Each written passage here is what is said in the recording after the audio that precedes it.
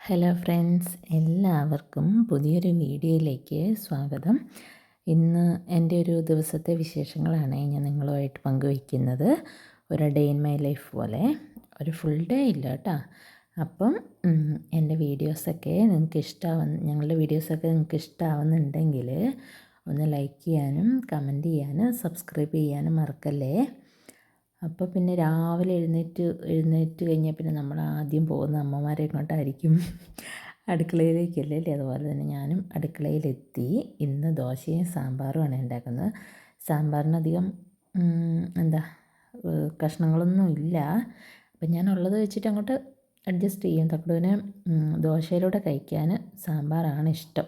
അതുകൊണ്ട് അവൻ എഴുന്നേറ്റ് അവിടെ ഇരുന്ന് പഠിക്കുന്നുണ്ട് കേട്ടോ.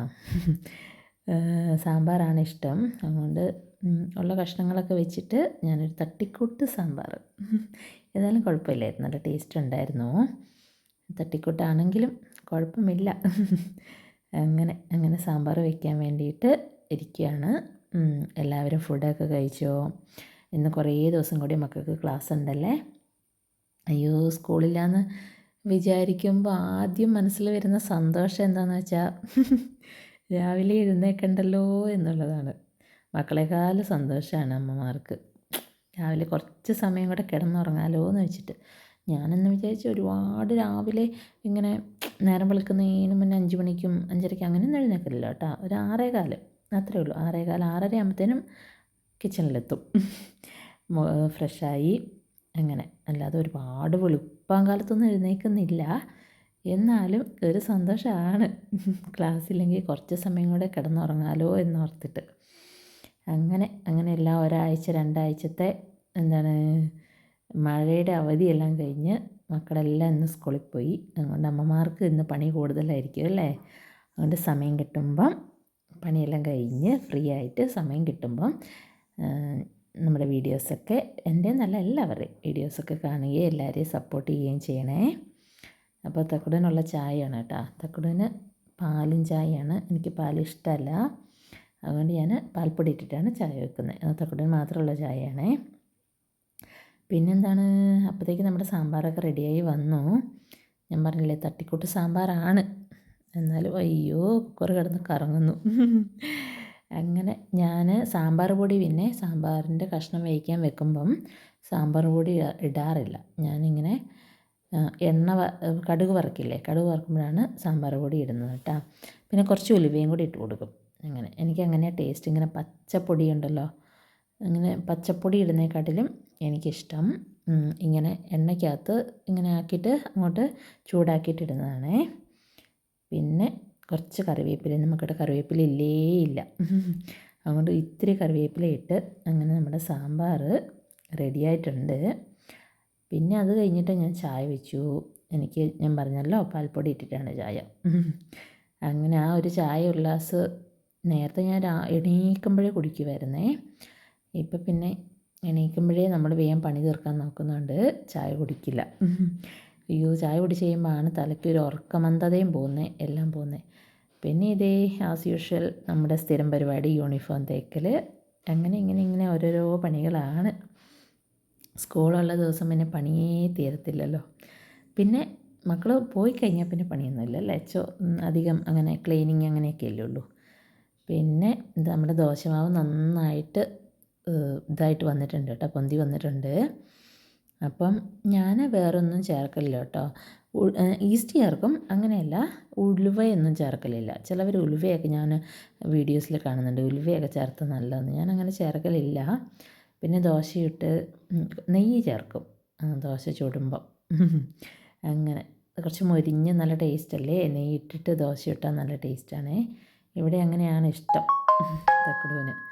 പിന്നെ ദോശ അവനുള്ള ബ്രേക്ക്ഫാസ്റ്റ് കൊടുത്തു. പിന്നെ ഞാൻ അവനെ സ്കൂളിലാക്കി വെച്ച് ഒന്ന് സാധനം മേടിക്കാനുണ്ടായിരുന്നേ.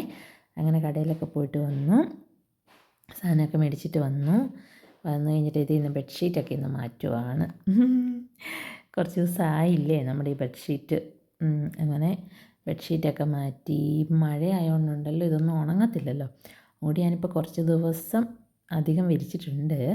അല്ലെങ്കിൽ ഞാൻ ആഴ്ചയിൽ മാറ്റും. ആഴ്ചയിലല്ല, ഒരു 4-5 ദിവസം കൂടെ മാറ്റുന്നതാണേ.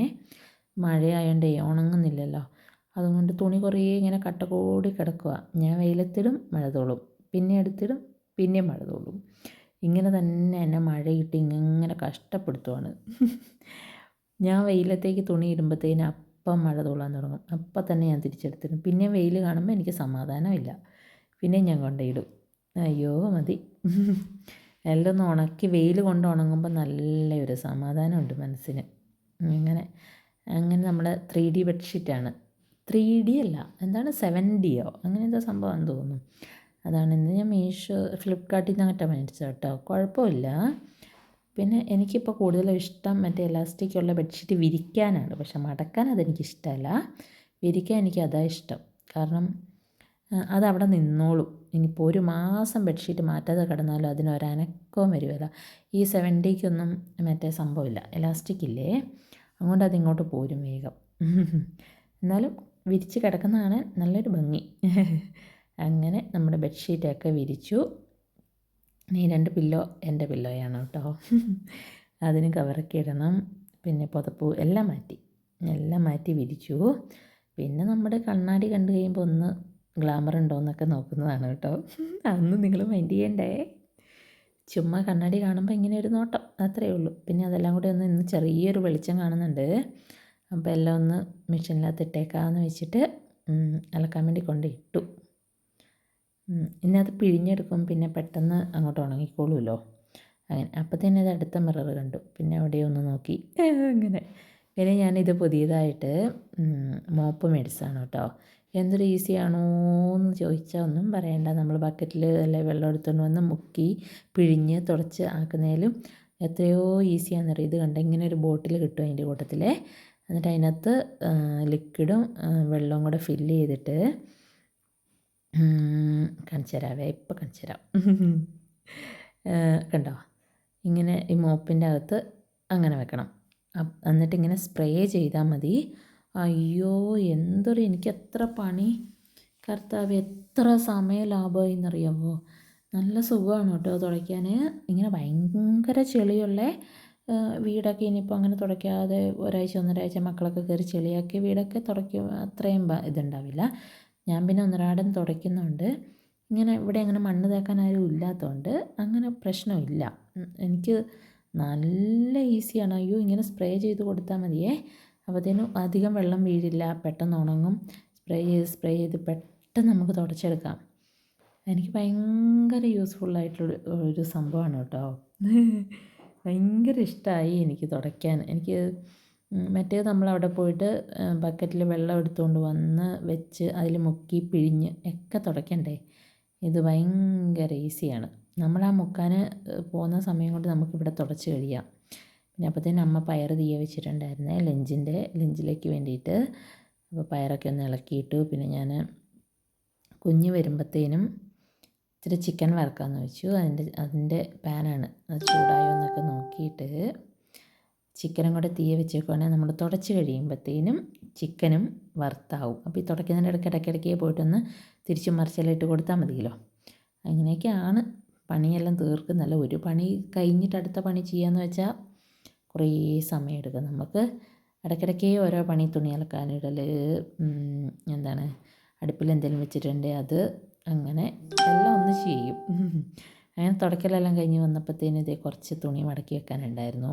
പിന്നെ അവിടുന്ന് വിരിച്ചിടണമെങ്കിൽ അവിടുന്ന് ഉണങ്ങിയത് ഇങ്ങോട്ട് എടുത്തിട്ട് വന്നിട്ട് വേണം ആ സ്ഥലത്ത് വേണം അടുത്ത് വിരിച്ചിടാൻ. അങ്ങോട്ട് പോയിട്ട് കുറച്ച് ഉണങ്ങിയത്, കുറച്ചല്ല ഉണങ്ങിയ തുണി എടുത്തിട്ട് വന്നു. പിന്നെ അതൊക്കെ വേഗം ഒന്ന് മടക്കി വെച്ചു. ഇപ്പോൾ കുഞ്ഞിനെ കൂട്ടാൻ സ്കൂളിൽ പോകണം. കൈ വയ്യാത്തതുകൊണ്ട് അവൻ ഇവിടെ വന്നിട്ടാണ് ലഞ്ച് കഴിക്കുന്നത്. കൂട്ടാൻ പോയി തിരിച്ച് കൊണ്ടുവിടണം. അങ്ങനെ അപ്പോഴത്തേനും പിന്നെ ഇന്നലെ പള്ളിയിലിട്ടിട്ട് പോയ കുഞ്ഞിന് ഡ്രസ്സ് ഉണ്ടായിരുന്നു കഴുകാൻ, കല്ലിൽ കഴുകാനേ. അലക്കുന്നതുകൊണ്ട് തല്ലി അലക്കലൊന്നുമില്ല. ഇതൊക്കെ മെഷീനിലിട്ടിട്ടുണ്ടും വേഗം നാശമാവും, നരച്ച് പോകും ഈ സോപ്പ് പൊടി ഇടുമ്പോൾ. അങ്ങനെ ഞാൻ ഇങ്ങനത്തെ നല്ല ഡ്രസ്സൊക്കെ കല്ലിലാണ് അലക്കുന്നത്. അപ്പം അതൊന്ന് വേഗം കഴുകിയിട്ടു. ഇപ്പം മഴയില്ല കേട്ടോ, കണ്ട പുറത്തുനിന്ന് അലക്കാൻ പറ്റുന്നുണ്ട്. എന്നിട്ട് അത് കഴുകി ഞാൻ മെഷീനിൽ പിഴിയുകയാണെങ്കിൽ പിന്നെ പെട്ടെന്ന് ഉണങ്ങി കിട്ടുമല്ലോ. അങ്ങനെ അതുകൊണ്ട് പിഴിഞ്ഞിട്ട് പുറകിലെ തുണി ഇടുന്നത്. അങ്ങനെയാണ് അവിടെ തുണി വിരിച്ചിടാൻ വേണ്ടി വിരിച്ചിട്ടു. അപ്പോഴത്തേന് ഇതേ 12:45 കുഞ്ഞിനെ കൂട്ടാൻ പോകാനായി. അങ്ങനെ കുഞ്ഞിനെ കിട്ടിയിട്ടുണ്ടേ. അപ്പോൾ വീഡിയോ ഇഷ്ടപ്പെട്ടാൽ ലൈക്കും ഷെയറും സബ്സ്ക്രൈബ്